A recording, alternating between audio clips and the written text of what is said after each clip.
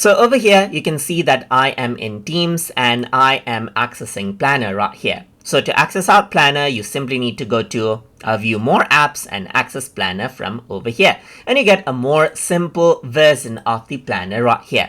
So let's say what I want to do now is manage out my plans. So you can see some pinned plans right here. You can go ahead and click and then access out these plans right here and arrange it out as necessary.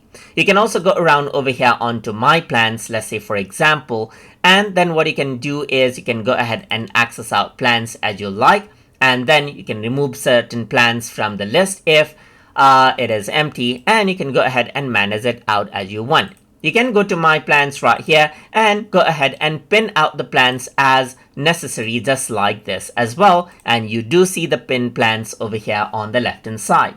And that is how you can simply go ahead and manage out the plans as needed inside of Microsoft Planner.